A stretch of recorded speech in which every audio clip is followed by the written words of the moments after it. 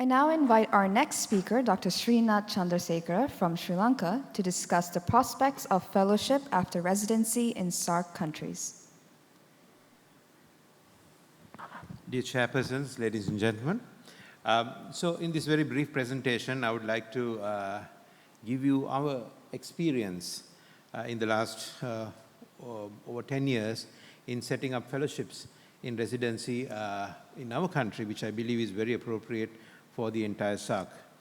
You would agree with me that an objective of an advanced fellowship post-residency has many objectives, which includes hands-on training, gaining competence as well as confidence, sharing experience, and importantly, networking.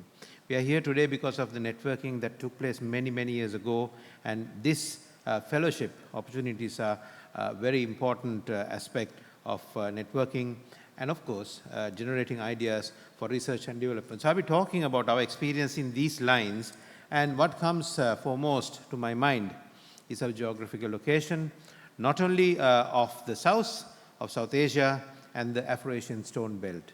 So our experience of learning initially and then sharing our learning experience and the further experience we gained has been in the background of this in stone disease. Sri Lanka is no exception to the burden of stone disease that we see in South Asia, and these are some of the early endourology cases that we undertook following the entry into the arena of endourology, which I believe followed India by at least 15 to 20 years. We've been following you, but we took on to endourology many years later because we were fighting a big civil war with a lot of infrastructure and resource problems. So Sri Lanka, like the United Kingdom, has a national health service which is totally free, and together with that we have a parallel private system, and the pictures you see here are from one of the oldest state hospitals and some of the newer state hospitals and private hospitals. And the beauty is that Sri Lanka allows the specialists, the handful of specialists that we have, to work in both these sectors, which has been one of the major attractions for our specialists to return to Sri Lanka, because the state income is not great, but they are able to supplement their income with private work, and this has been a highly sustainable model for our country. So how did we start? So I was one of those specialists who started as a consultant without being able to do PCNL, or we didn't have Flexi-URS, which existed to a lesser extent in the world. So our learning experience was a very steep one and very difficult one. And so our strategy was that we combine both the state as well as the private sector, because the private sector was ahead of resources and technology at least by 10 years in Sri Lanka, and the private sector kindly allowed us to use all their resources free to learn endourology. And this is a very precious photograph of one of our mentors, Dr. Graham Watson, Mr. Graham Watson from UK. I'm sure all our British urologists know him very well.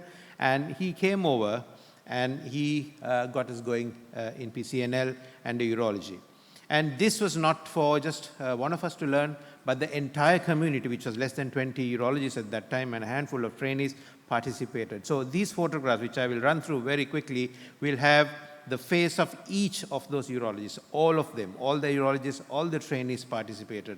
All the nurses in these departments came into these training programs, which was initially conducted exclusively in the private sector without a cost.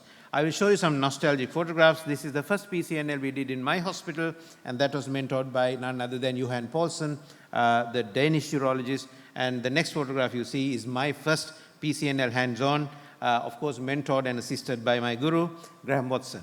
And I'm very glad that all these cases went well without any major problems, morbidity or mortality.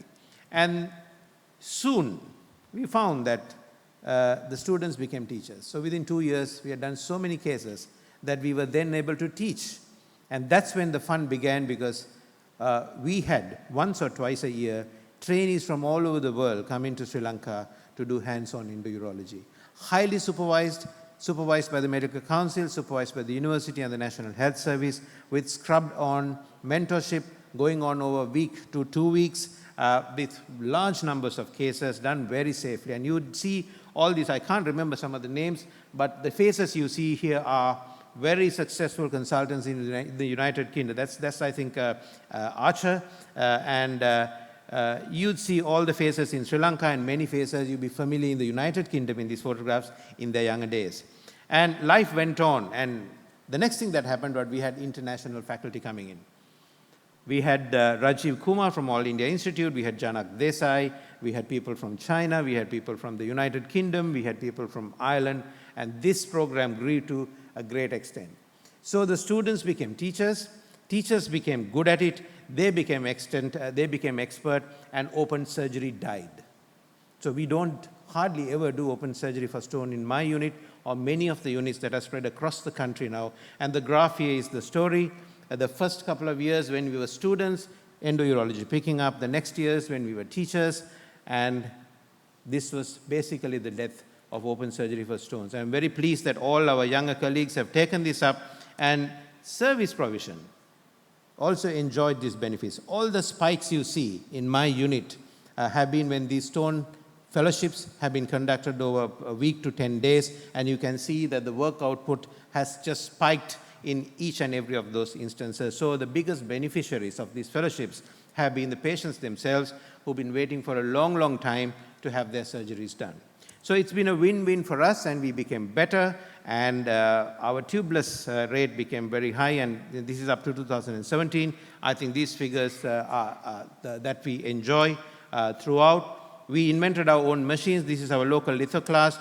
We invented various training devices, including high-fidelity simulation devices. This is a puncturing device made out of edible jelly. It even has the tactile sensation of a puncture and the blue being emitted. This presentation is too brief for me to explain everything, but we did it all. And that's fruit, melon being used as a training device to gain initial confidence. And this is done with CM control to simulate a real proper PCNL. So our fellowships grew, our knowledge grew, our expertise grew, and you can see all these photographs, people from Egypt, China, Nigeria coming to learn, and they're all teachers now. So we learned together, we taught together, and we developed together. So this is our story, ladies and gentlemen. Time is short. So I've got lots of photographs, and that's our story. And my story ends with the conclusion that our high caseload is, in fact, a huge problem. It is a huge challenge, but this very challenge is our opportunity. And this is the opportunity that we can showcase our expertise by combining not only our academic contributions, but the private sector and our overseas fellows who bring in a wealth of information and sometimes resources and equipment, which eventually benefits the patient. This is a handwritten diagram that I started, more photographs showing more faces, and of course, lots of fun. So like this conference, all these delegates who visited Sri Lanka, and in this instance, I mean the SAARC, had a whale of a time. They not only learned stone surgery, but they had a great time, and they continue to visit Sri Lanka since their first visit.